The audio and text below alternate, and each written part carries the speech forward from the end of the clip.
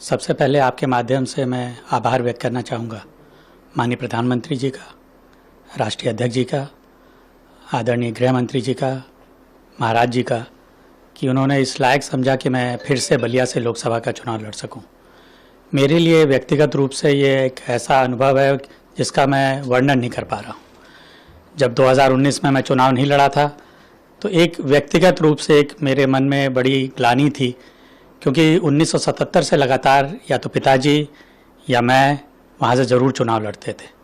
तो मैं व्यक्तिगत रूप से आभार व्यक्त करना, मैं ऋणी रहूँगा सदैव प्रधानमंत्री जी का इसके लिए, क्योंकि मेरे लिए मेरे से बड़ा ये पिताजी को श्रद्धांजलि है कि यहाँ से फिर से परिवार का कोई लड़ पाया है। और इसलिए भी क्योंकि उनकी याद आज भी लोगों के बलिया के, विशेष कर बलिया के लोगों के मन में है। तो ये मैं आभार व्यक्त करना चाहूँगा कि उन्होंने इस लायक मुझे समझा कि बलिया से फिर से लोकसभा का चुनाव लड़ने का मुझे अवसर दिया है।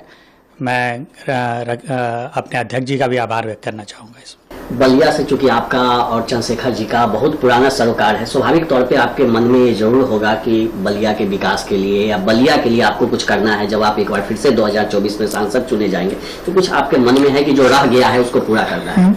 कई चीज़ें जो अधूरी रह गई हैं, जैसे पिताजी के नाम से विश्वविद्यालय था उसको और आगे बढ़ाना है। हम लोग चाहते हैं बलिया में कुछ ऐसा काम हो जो हमारे नौजवान साथी उनको रोज़गार वहाँ मिल सके। आज भी बलिया थोड़ा पिछड़ा हुआ है, मैं बात को स्वीकार करता हूँ, लेकिन जो काम हुए हैं पिछले कुछ दिनों में हमारी सरकार आने के बाद, जैसे ग्रीनफील्ड एक्सप्रेसवे बन रहा है, पूर्वांचल एक्सप्रेसवे बना है, तो लोगों का आकर्षण बलिया की तरफ बढ़ा है। लेकिन हमने अगले 5 साल में ये देखना है अब कि वहाँ कुछ उद्योग ला सकें, हम लोग कुछ ऐसे काम ला सकें जैसे हमारे नौजवान साथियों को वहीं रोजगार मिल सके, उनको बाहर ना जाना पड़े। सबसे बड़ा मेरा लक्ष्य तो यही है और लगातार सबसे राजनीति में आया मैं यही बात कहता रहा हूँ। मैंने चाहा है कि बलिया का विकास हो, हमेशा हम लोगों ने कई काम करा है, लेकिन अभी ये जो 1-2 काम है जिससे हमें रोजगार दे सकें, ये काम हम लोग को और करना है।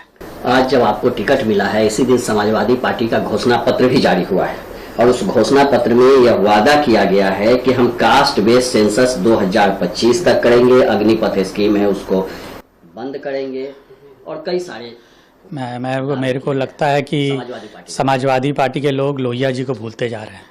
यही कारण है उनका जिस स्थिति में वो लोग पहुंच गए हैं। लोहिया को हमेशा याद रखिए, लोहिया जी जाति तोड़ने की बात करते थे।